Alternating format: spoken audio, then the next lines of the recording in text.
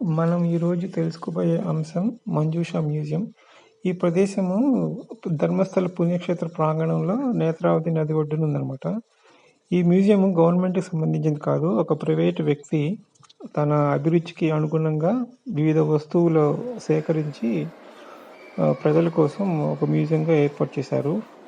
తను ఈ ధర్మకర్తగా ఉన్నారు ఈ ధర్మస్థల పుణ్యక్షేత్రానికి. అలాగే పద్మవిభూషణ్ అవార్డు కూడా భారత ప్రభుత్వం తను చేసిన సేవా కార్యక్రమాలకి గుర్తింపుగా ప్రదానం చేసిందనమాట.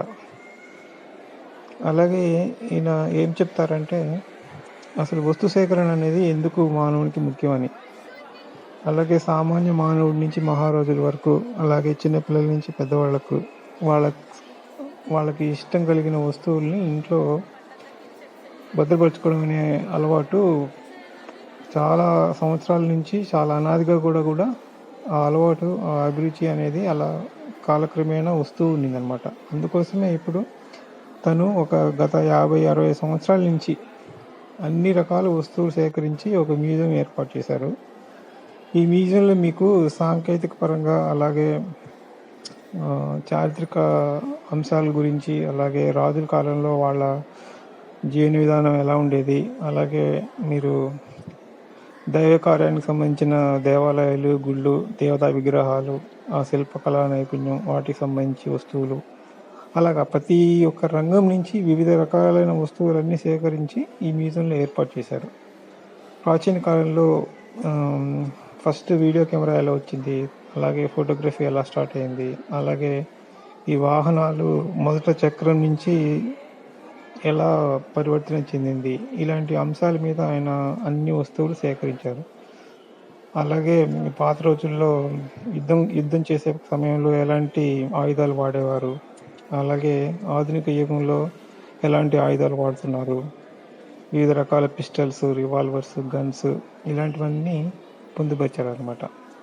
ఇవన్నీ చాలా దేశాల నుంచి, అలాగే భారతదేశంలోని వివిధ ప్రాంతాల నుంచి కూడా సేకరించి ఇక్కడ ఉంచారు. మీరు అక్కడ చూస్తే ఒక యుద్ధ ట్యాంక్, అంటే రష్యన్ యుద్ధ ట్యాంకు సంబంధించిన అవి కూడా ఉన్నాయి. అలాగే ఒక ఎయిర్ క్రాఫ్ట్ జెట్ అలాంటివి కూడా 1-2 పొందుపరిచారు. అలాగే వివిధ పుణ్యక్షేత్రాల్లో రథములు ఏ విధంగా తయారు చేశారు, వాటిని ఎలా ఉపయోగించారు, అలాంటి రథములన్నీ శిథిలావస్థకు చేరుకున్న తర్వాత అవన్నీ కొని ఈ మ్యూజియంలో ఏర్పాటు చేశారనమాట.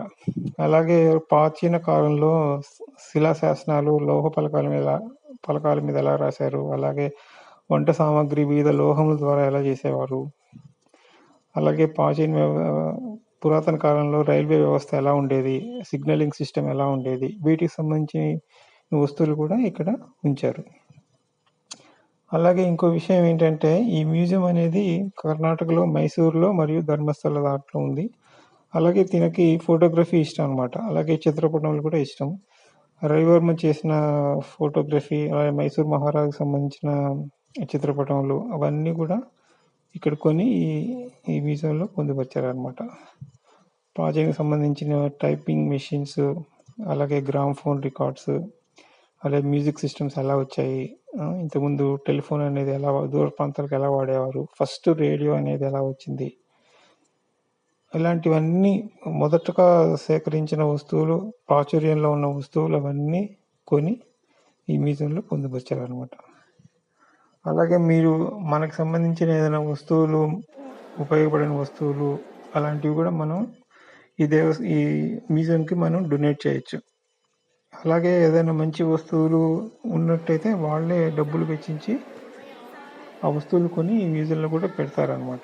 ఈ మ్యూజియం దర్శించడానికి రుసుము 20 రూపీస్, అది చాలా తక్కువ. కాబట్టి ఎవరికైనా విరామ సమయంలో వెళ్ళి ఈ మ్యూజియంని సందర్శించి మన ప్రాచీన కాలం నుంచి పరివర్తన ఎలా జరిగింది మానవ మేధస్సు, అలాగే వివిధ వస్తువులు ఆకృతులు ఏ విధంగా రూపాంతరం చెందాయి, ఎలాంటి వస్తువులు కనుమరుగైపోయాయి, అవన్నీ మనం పోల్చుకొని ఈ మ్యూజియం యొక్క వారి యొక్క ప్రయత్నాన్ని మనం అభినందించాలని కోరుకుంటున్నాను.